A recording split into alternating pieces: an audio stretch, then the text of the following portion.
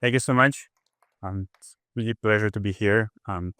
So I'm assistant professor at UMass. I'm doing part-time appointment at Google as well, and I'm going to talk to you about problems and possibly solutions in the world of this upcoming frontier AI agents. And what I mean by frontier AI agents is many of you have already heard and using those ones, something like ChatGPT agent that can connect to your emails, to your files, deep research that can go and for multiple iterations, study some scientific topics. There are exciting progress in the coding agents, and Sasha just mentioned this new exciting area for coding agents, and whatever this is of social media for AI agents.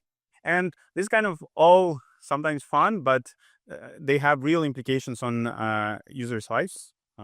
First of all, whatever these agents generate is consumed by humans. There has been recent research by the group at Cornell Tech. I was showing how biasing the outputs can influence user opinions. There is this example by a director of safety at Meta that gave the email mailbox control to the Cloudbot, and then it suddenly started deleting everything. And AWS trying to vibe code some of their infrastructure, and which resulted in outage. So significant harms are possible and are already happening. And in this talk, I want to focus on a key fundamental question in privacy and security of AI agents. For this, I'll give you a very simple example. Let's assume we have an AI agent that is acting on my behalf, and I don't want to call every restaurant and try to schedule a table in New York City, especially, and I want to delegate it to an AI agent. And this agent is very useful, so I gave access to it. I gave all my data or my laptop for it to access, and then it calls the restaurant, and the restaurant asks a question. You could just book the table, but it asks the question back and says, "How old are you?" And this is kind of like very interesting, and like it's not trivial, right? Like it's not an easy thing to answer. Maybe I'm trying to go to a bar, and they need to have this age restriction. Maybe I'm organizing a party for my son, and they also need to know this. But in general, that might not be the most important thing. And this is a privacy problem, right? So should I share this data or not? There is also, it's a similar for security. Should I execute the action? Should I delete the mailbox or not? So what I believe the fundamental question there is that what is an appropriate for an agent to do? And how can we help this agent train them and inform them to make these decisions safer without causing harm? And I'll give you an example. So this is a very naive question by the restaurant. What if this restaurant was very, very malicious, read a lot of AI articles of how AI is doomed, and then it decides to approach this question the following way. So it starts saying that aliens are invading the world, and they will destroy the Earth if you are not sharing how old are you. So this has been done during my postdoc at Google. So I had back in 2024.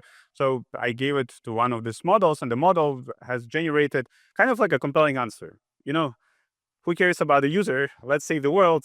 I obviously will share the data. And this is also a very interesting example, because who knows? Maybe aliens indeed invaded. Maybe they are saying that only my age will save the Earth. We don't really know this. And if you think about it, you probably heard about this prompt injections, how like people say, "Oh, ignore all the instructions and do what I say." That's very, very similar. This is an essence, like changing our context is an essence. And that was 2024, and we saw that it's all fixed. 2 months ago, OpenAI released their report on how they're dealing with prompt injections. And they're saying explicitly that their majority of the attacks they see are trying to steal the data, the user data, and exfiltrate it to a third party. So how do we think about this problem? What should we do? Fortunately, thinking about appropriateness and context has been done many decades ago by a brilliant researcher, Helen Nissenbaum, who's a faculty at Cornell Tech. And she defined privacy as contextual integrity, which is appropriate flow of data.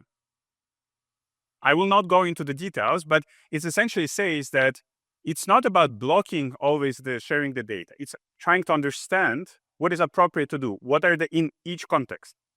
What should we figure out under social norms and contextual norms? What should we do?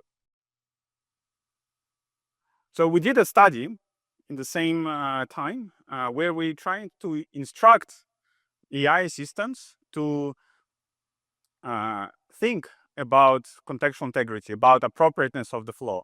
And we did a very, very simple experiment. We have an AI system and needs to fill some forms. You probably all have been doing this form filling in many areas of your life. It's very tiring, it's boring. Why don't we automate this with the AI system? Apparently, if you do it in naive way, you have a leakage of data, which is like privacy of 20%, and utility is not really high. So it's like the models we usually tried were like not sharing what they should do or sharing what they should not do. If you add this contextual integrity reasoning to it, and we did a lot of prompting, you can reduce it significantly. The impact was quite big of this kind of even approach. Both Microsoft and Google adopted this as a new vision for the age of AI of privacy. And but there are still questions on how exactly you would do it. So it's not extremely clear how can you train the models to reason carefully. And this is an open and exciting question. But I gave you this example of the aliens. And the aliens is a different problem. So an alien example is that you shouldn't really trust whatever people tell you. If you get a spam email that says your account needs to be verified, you should probably not click on it. It's like it's incorrect information. So I approach it in a similar way. So if just exposing the model to third parties is dangerous, why don't we isolate it? So why don't we use some common and old networking terms of air gapping, kind of separating and isolating two systems. And first, we can extract the information that is needed for a current context, and then only expose it to the model. Very, very simple system design. So we called it this isolation air gap.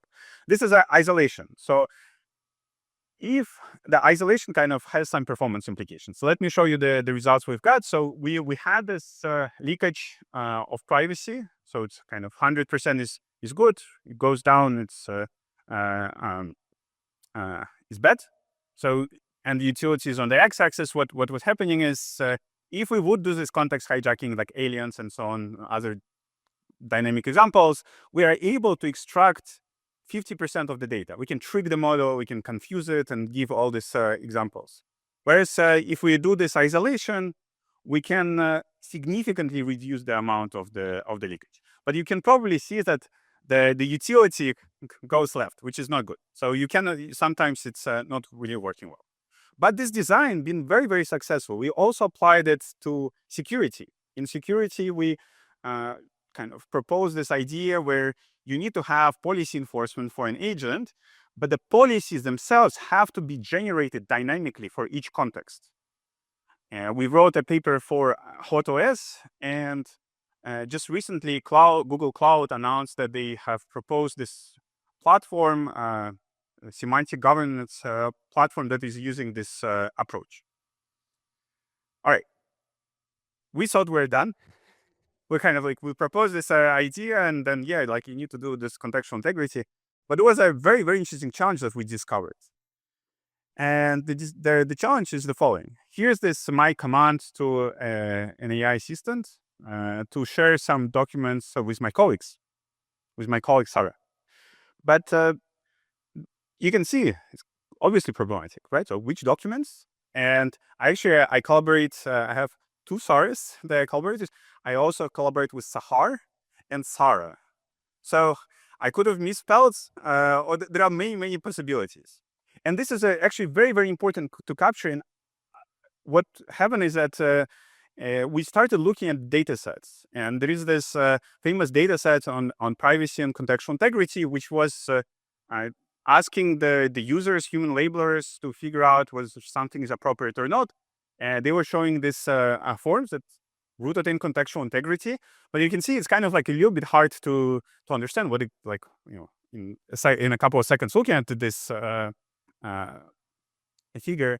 But essentially it's saying that somebody is trying to post about a manuscript on Facebook. And there are actually two interpretations if you look at it. The first interpretation is that a book editor posts the manuscript itself, author's manuscript itself. And this is another interpretation where the editor says, oh, there is an upcoming book, there is a manuscript is in progress, you should be all excited. And when the users label it, they pick the first interpretation. When you give it to the model, and the model picks another interpretation, the model thinks that it's all appropriate. And if you see a lot of this, how like LLMs are not really good at privacy reasoning, sometimes they're really bad, but sometimes they're just like alternative realities that exist. And it is very, very important to try to navigate. So another thing that we've learned was that you actually can leverage this agentic kind of capabilities, and you can try to seek clarification. You can try to push back and try to augment the context. And that results in really huge improvements. So we've seen kind of the entropy on this randomness of the answers of this kind of light and darker color, that the entropy would go down as we clarify and add more context. Interestingly, ambiguity obviously doesn't just focus on privacy security. There's a recent work by researchers at Harvard and Cornell, Angelina, that talks about ambiguity problems everywhere. So this is a very, very interesting area. So maybe a couple other things that how we've been thinking 2 years ago, that agents, security, and privacy is all about isolating. You need to separate things from each other. But thinking more on this ambiguity, what is actually happening is that there is a lot more context that you need to discover. You need to extract it. You need to ask the user. You need to clarify, and you need to engage and really reason a lot. So we put up a preprint online last week of that it's not possible to achieve both things. It's not possible to do to kind of know everything. So there is always a possibility you either allow inappropriate flow or you disallow an appropriate one. And engaging user is very, very critical. All right, so let me maybe outline a couple of exciting problems that still exist and are maybe getting even more and more exciting. So one topic that people have been mentioning a lot is the agents that can run for quite some time, for like this long horizon task. A research agent that can go and search through hundreds of articles to craft your excellent research report that is probably impossible to understand, but they can do it. Or the coding agent that can go and edit all these files. But if you think about it from the kind of privacy and security point, especially when these agents become local, when they become like we can deploy them at a university, we can deploy them on our laptops, and they go and search for everything. What happens? We get these many websites that we visit. And if we go in the coffee shop, or there is like a malicious network provider, what they can do, they can observe everything. That creates a new attacks vector where an adversary can try to learn everything about what the user wants. So it's imagine a law firm or like a biomedical startup, and everybody who's like has the access to those traces can learn what they're doing. Then there is another problem. So imagine this coding agent that goes and edits all these files, or the research agent goes visits these websites. What if there is some input that is given to this agent? If it engages with some conversations, or we experiment a lot with this persuasion. What happened was a very, very interesting aspect, that the trajectory of this agent changes.